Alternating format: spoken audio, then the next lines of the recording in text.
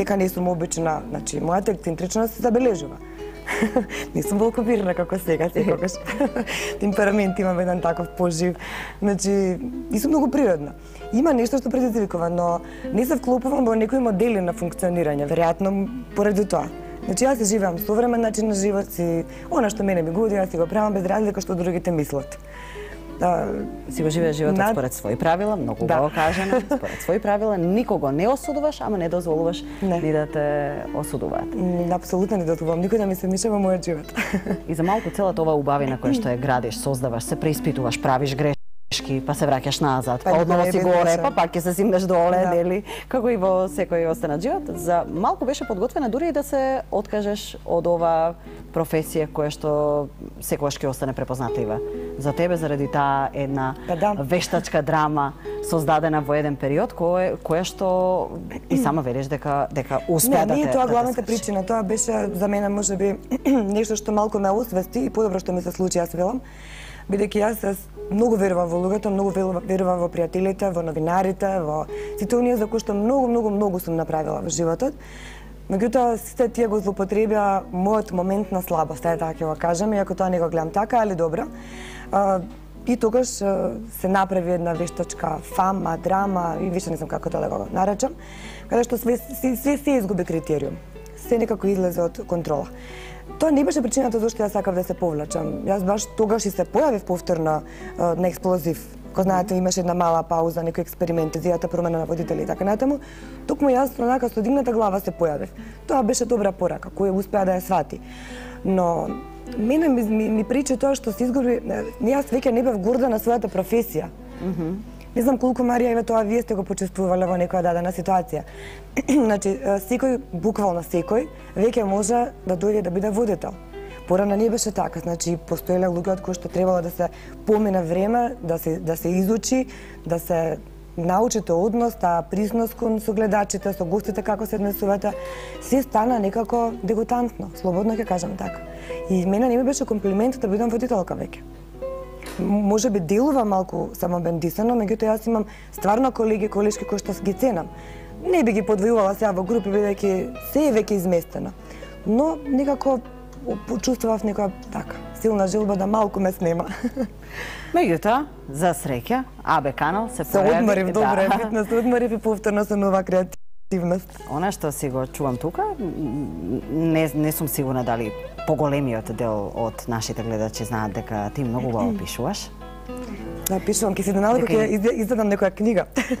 За кој зна на која тема ќе биде. За се си доаѓа време, за се си има време, имаш течна мисла, јасен став, еве.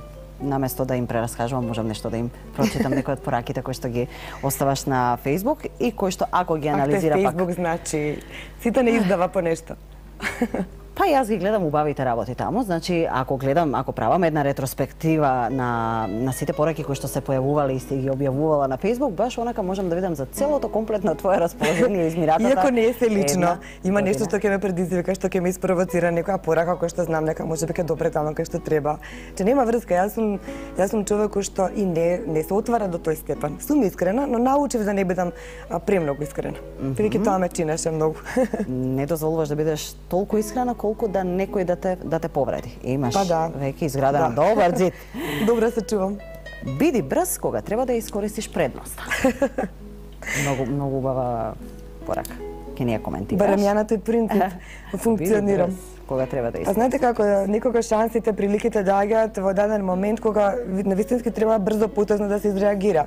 Ако многу чекаш и шансите поминуваат и некој ќе те претрка во некоја твоја намера, желба и така натаму. Значи, дали некоја твоја идеја ќе се изреализира, како што ме случи, токму тоа ме изнервира за да го напишам тоа. Но и сама себе понекогаш знам да се искритикувам. Индиректно. Сметам дека треба може би од една страна е добро да човек малку подлабенски размисли, проанализира за одредени ситуации. Меѓутоа, ако многу чекаш, сето тоа ќе избледи, немаш многу доволно време за да бидеш прв, а битно е да бидеш прв. Вашата следна гостинка мислам дека добар пример ќе ви биде за тоа. Колку повеќе одлуки ќе донесеш, толку подобар ќе станеш во нивното донесување. Какви мудрости се тоа, Мелита! Тоа не е мудрост, тоа е реалност. Тоа е реалност, тоа е нешто што јас научив, значи да се восхитувам сама на себе, да кажам, бидејќи Јас сум човек кој што во дефиниција е храбар. Например, луѓето денеска се плашат да донесат одредена одлука од страв да нешто не загубат. Јас никогаш не размислам што ќе загубам, туку секогаш размислам што тоа ново ќе ми донеси и какви позитивности во мојот живот ќе се случат. Не се плашам од промените. Некој вели зошто смени толку фреквенции или зошто се гледаш себе си таму или ваму. Некој тоа го гледа негативно. Мене ми е тоа многу позитивно. Тоа е се плюс искуства, нови амбиент за работа.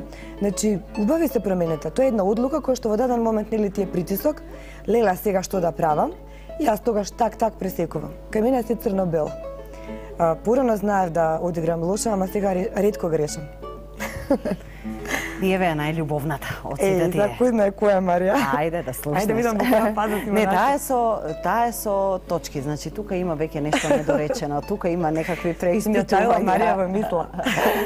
Вели, би можела да го рецитирам ова. Ајде, молим, живи се. Тешко е со трите точки, вели. Сите недоречени работи.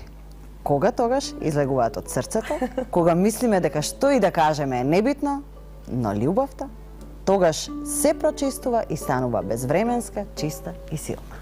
Еве, како ти се ова го доживуваш и го разбираш, со точкиве, со се. Што сакал писателот да каже? Љубовта се прочистува и станува безвременска, чиста и силна и покрај се. Така е, значи јас верувам во тоа дека човек, независно во која доба од својот живот е, дека секогаш знае чисто да сака, дека и да промени повеќе партнери, што еве во мојот случај не се случило, меѓутоа познавам многу драги мои луѓе, пријателки, блиски, кои што очи меѓутоа кога повторно ќе се влюбат, па најсреќни на светот биле. Верувам во тоа дека кога е љубовта во прашање, врските, односите, дека се додека не се расчицат сите оние најдлабоки потиснати нешта, не си на чисто што вистински чувствуваш. А кога тогаш точно е тоа дека се излегува на површина. Како и секоја животна вистина. Не сакам да звучам како филозоф, апсолутно, бидејќи ја не филозофирам, иако на марксизам бев најдобра на времето. Да, играта на зборови одлично да ми оди. И јас сум малку и мистична, и секогаш сакам нешто да кажам, ама да не докажам. За да оставам простор секој да се најде во сето тоа, да му допре и да си направи некоја своја дефиниција. Како човек сум таква, никогаш ништо не наметнувам. Само по дома. Да не ме слушнат, да. Така, понекогаш. Да го слушнат најдоброто од тебе по дома во моментот, затоа што треба да ги извадиме во рамките на една пауза. За љубов, да, нема ништо поубаво од чиста љубов, од таму каде што нема лицемерие, каде што нема пресметки, каде што нема доза на резерва. Че тогаш сме вистинските ние и тогаш е најубавата она најчистото, како поинаку да се каже. Секоја чест на твојот сопруг му должиш најверојатно голема благодарност што издржал се. Издржал, бога ми, многу издржал. Мора да го пофалим. Доброто искуство со тоа што имам јас сопруг кој што е од мене постар 13 години. Веројатно тука е неговата мудрост. Знае како со мене, изградил начин на комуницирање, знае како и своите работи да ги да кажам се на никој начин не вибирам зборови, значи да не се изгуби себе си, правејќи ги моите, исполнувајќи ги моите желби, потреби и хирови, морам да бидам искрена. Меѓутоа јас во дефиниција сум таква ме запознал и таква сум. И таква си остануваш, нема случајно да му се промениш. Ама знаете што секоја жена си бара третман. Нели мислам, која жена е стрикна, која што не ја чувствува, нели, тие вниманија кои што треба секогаш да бидат присутни. Не е битна формата, не се битни подароците како подароци, туку кафето наутро кој што ќе го донесе во кревет, а мене тоа редовно ми се случува, например лицедениот сок или не знам како, убав збор и така натаму, тоа значи да поддршка во милион ситуации. Па значи кога ми беше најтешко, кога никој не веруваше во мене, тој веруваше. Како ја скротува твојата лавовска енергија? На кој начин те скротува? Па има добри финти, веројатно. Има добри финти. Знаете што, кога сакате некого, ќе му ги прифатите и маните. И тоа е и за мажите и за жените исто. Значи, кога јас исто така велам, една од моите дефиниции за љубовта е дека кога некој ќе ги засака маните на тој што е до него, значи тогаш вистински го сака. И кога правам непромислени работи, кога сум неподнослива понекогаш, притисок на работа, сите ние сме нервозни така натаму, нели дома знаете да се издувате онака баш, кога и тоа ќе му биде симпатично, тоа ќе направи шала, како да ви кажам,